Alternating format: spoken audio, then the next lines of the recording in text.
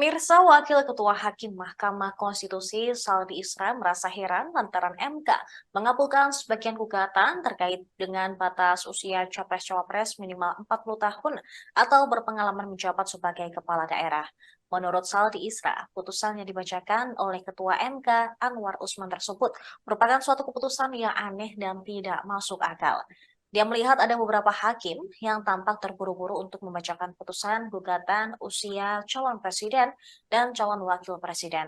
Padahal selama rapat permusyawaratan hakim atau RPH masih banyak masalah yang menyita waktu dan perdebatan yang belum usai. Dengan banyaknya masalah tersebut, di antara beberapa hakim mengusulkan agar pembahasan ditunda dan tidak terburu-buru untuk diputuskan.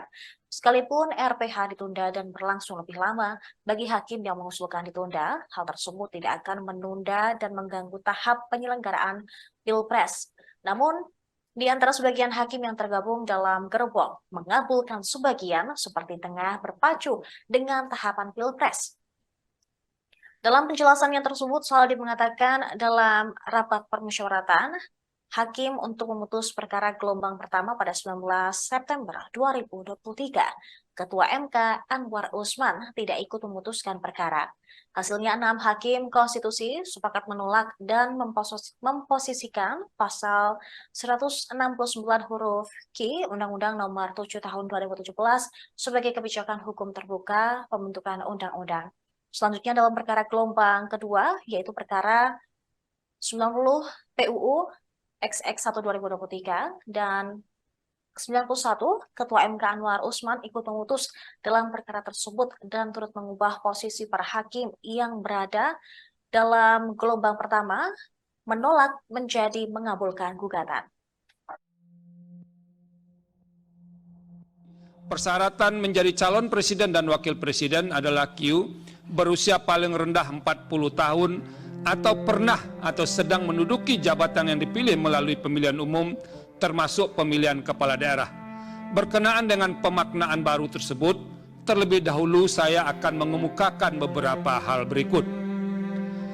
Bahwa berkaitan dengan pemaknaan baru terhadap norma pasal 169 huruf Q Undang-Undang 7 2017 tersebut, saya bingung dan benar-benar bingung untuk menentukan harus dari mana memulai pendapat berbeda ini.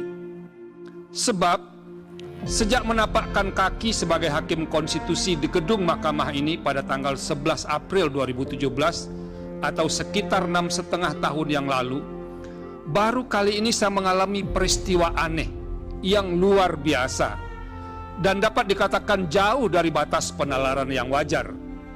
Mahkamah berubah pendirian dan sikapnya hanya dalam sekelebat. Sebelumnya dalam putusan Mahkamah Konstitusi nomor 29 5155 tahun 2023, Mahkamah secara eksplisit, lugas dan tegas menyatakan bahwa ihwal usia dalam norma pasal 169 huruf Q Undang-Undang 7 2017 adalah wewenang pembentuk undang-undang untuk mengubahnya.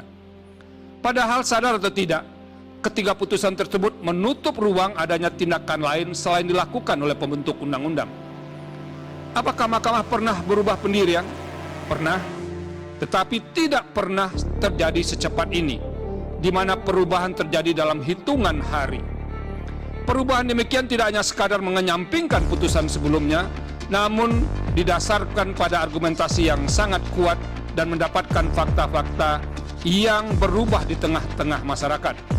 Pertanyaannya, fakta penting apa yang berubah di tengah masyarakat sehingga mahkamah tidak hanya itu sepakat mengalami peristiwa melalui sidang pleno untuk mendengarkan keterangan pihak-pihak sebagaimana dimaksud dalam pasal 54 Undang-Undang MK. Download Tribun X sekarang, menghadirkan lokal menjadi Indonesia.